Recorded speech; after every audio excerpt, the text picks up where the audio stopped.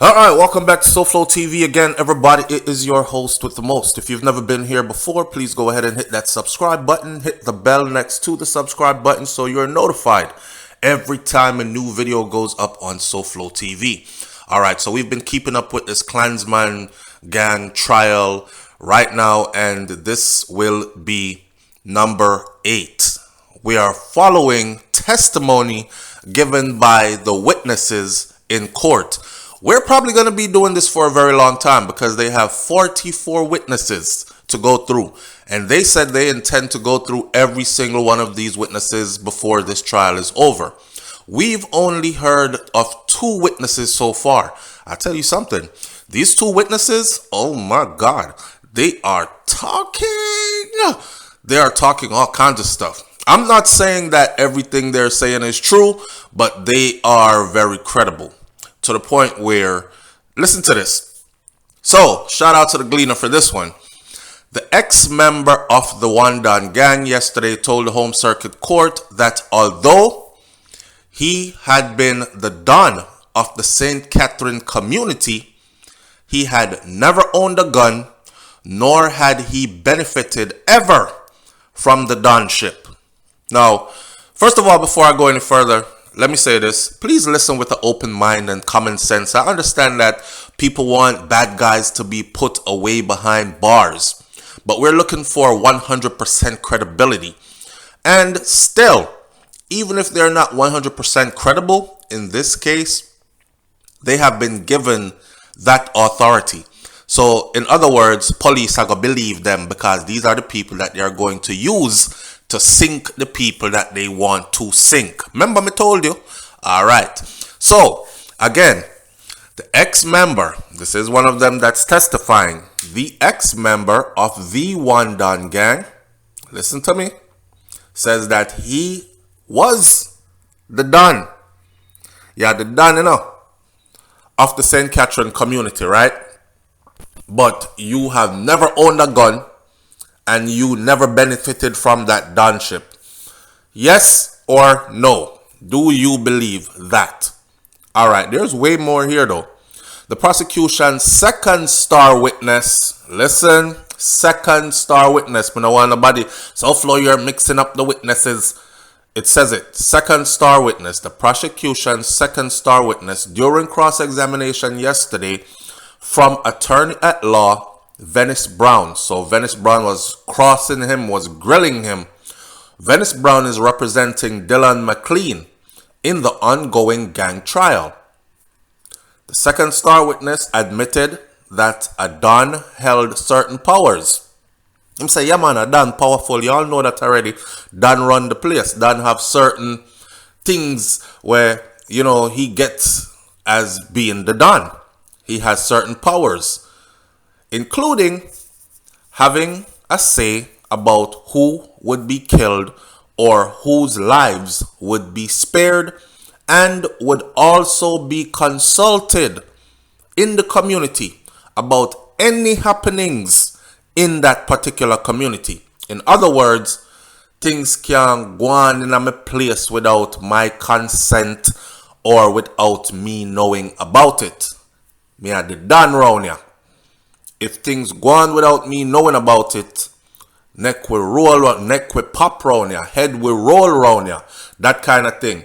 But this Don is saying that in his tenure as the Don of this particular St. Catherine community, he never owned a gun. And he never ever benefited from the spoils, extortion and rackets running. Him not get none of the money.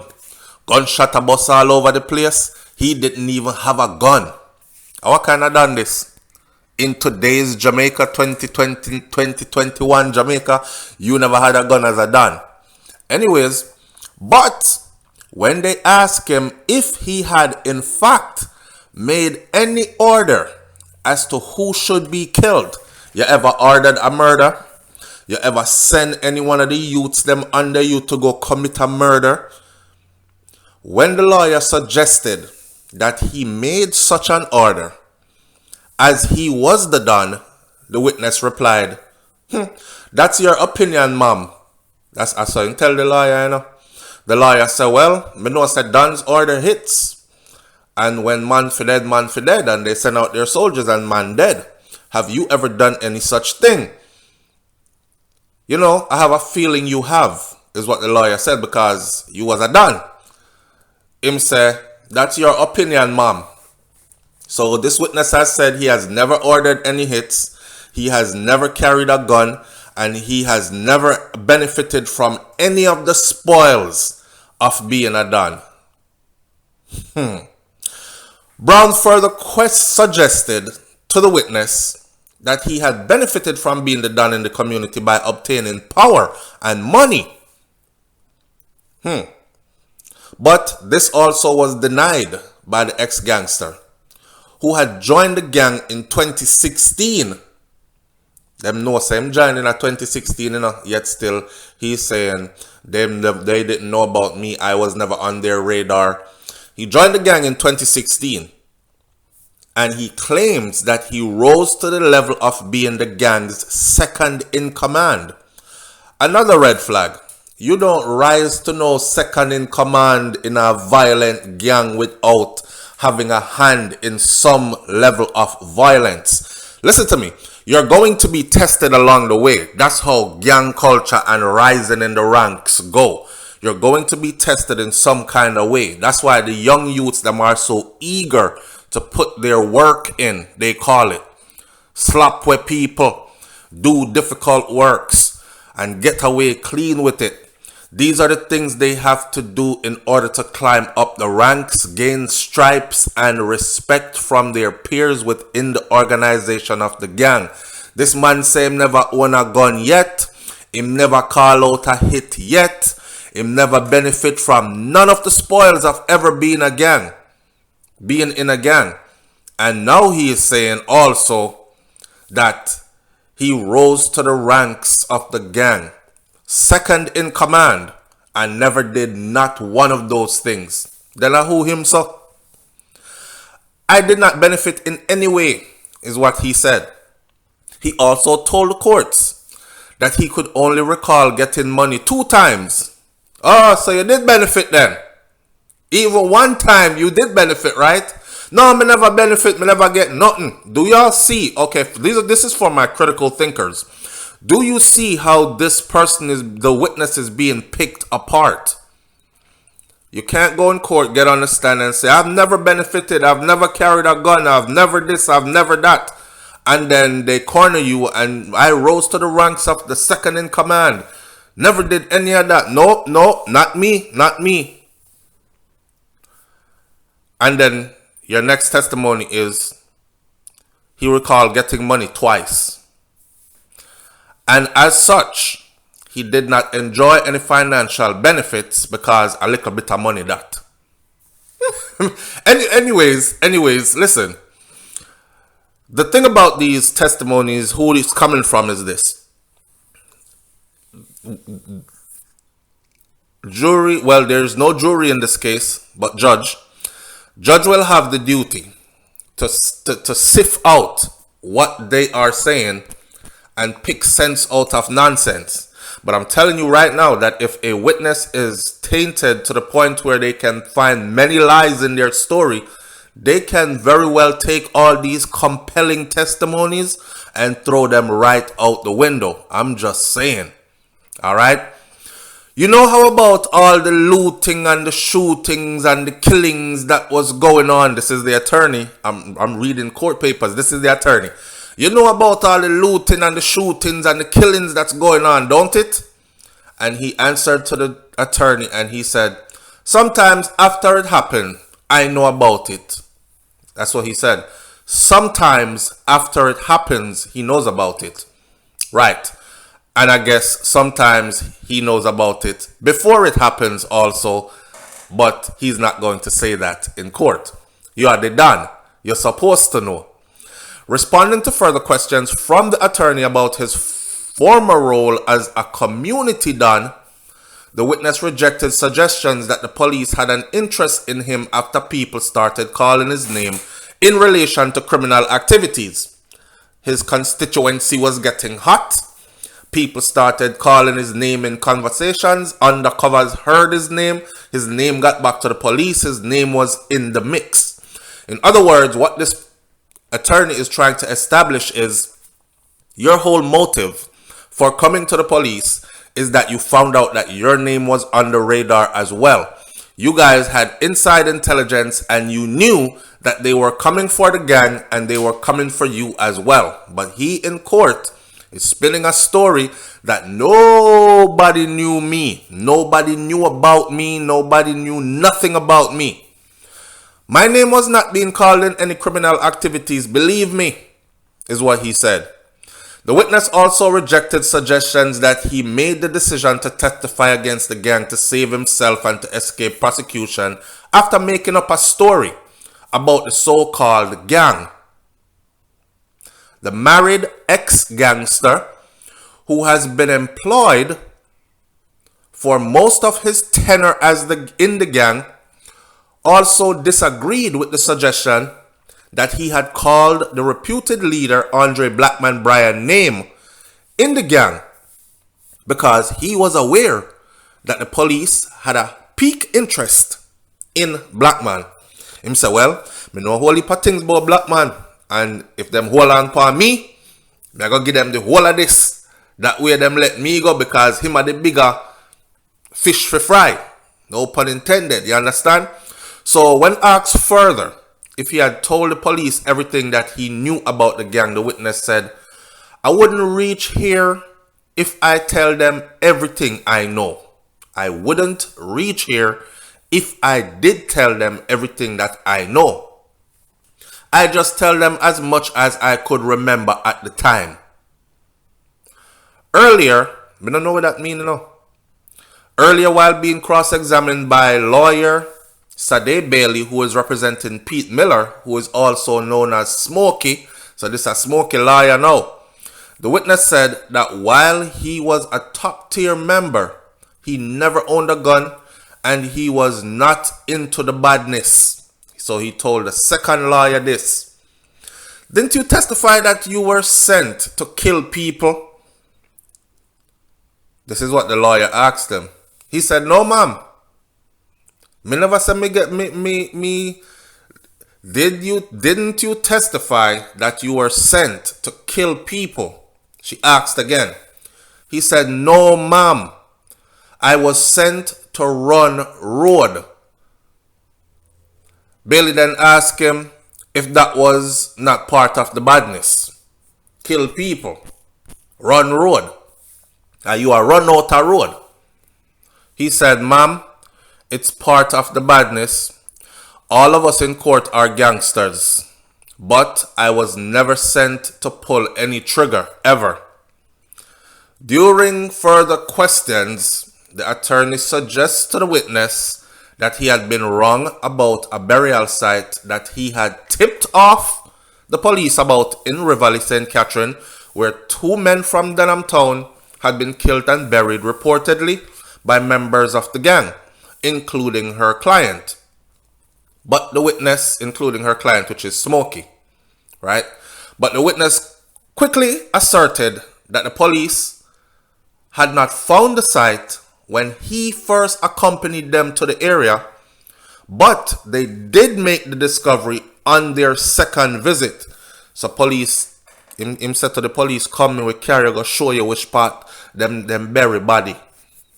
And he brought them over there and they looked around with him there with them and the police didn't find nothing.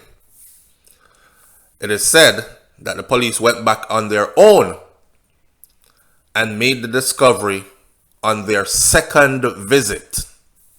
So how come they never find it with him there? And he's the one that led them there and supposedly knew where things were. But they went back on their own and found it. I don't know. That's something for them to work out in court as well. The site was found though, because I remember it breaking news, making news.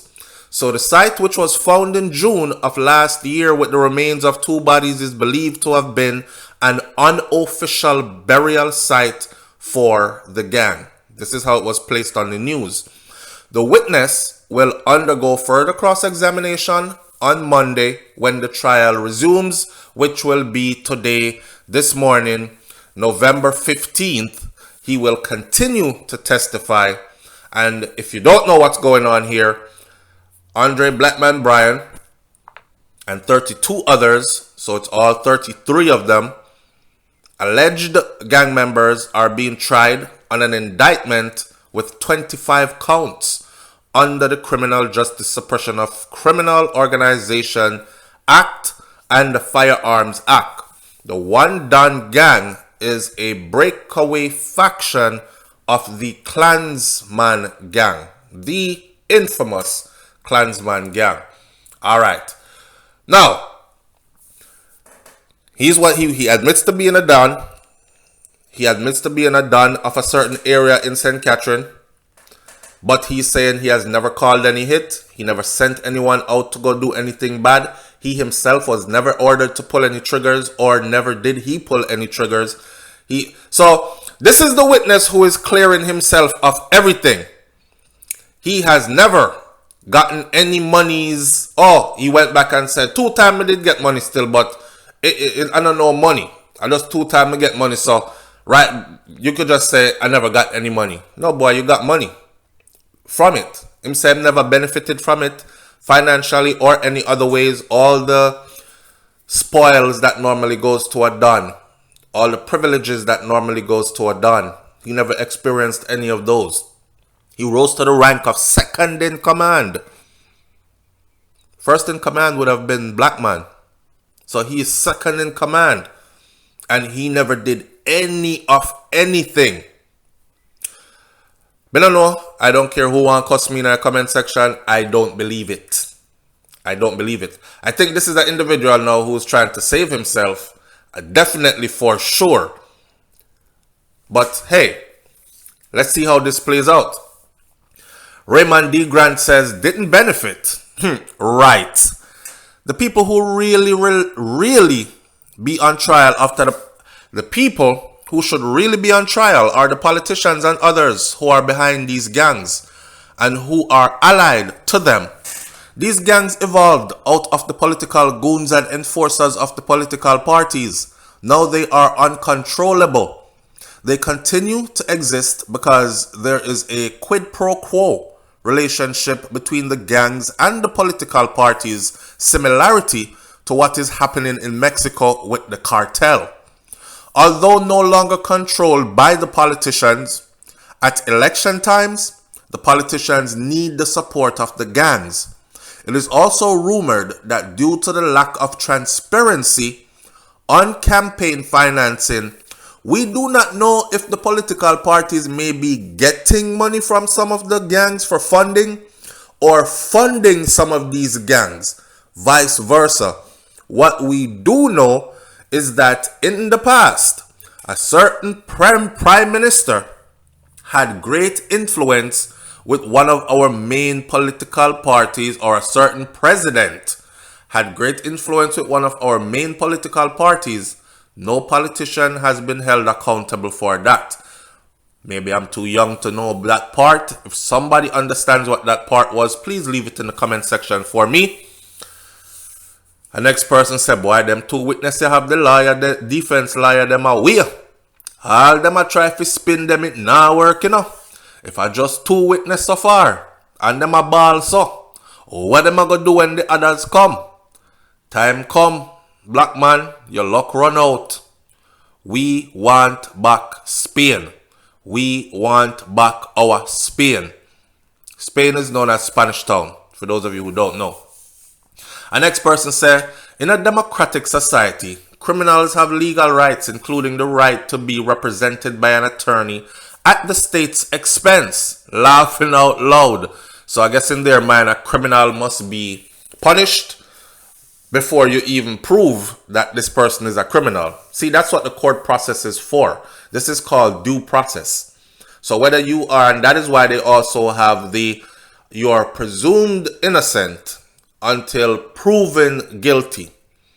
See?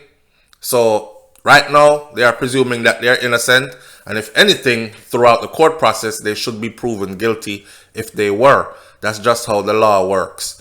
So whether you're a gangster, you're a serial murderer, or whatever, under the law, it is your right to be legally represented by counsel, by someone who understands the law and is qualified to stand in a court of law and defend you, which is an attorney at the state, right? So Operation Chaos says this witness tell the truth about the others, but lies when it comes to his own involvement. I've yet to see a Don at one of those so-called garrisons who is either a Sunday school teacher, nurse, a pharmacist, or a secretary, or a social worker. So how did this man appointment come about now that he's making out himself to be the Saint Paul of the gang? With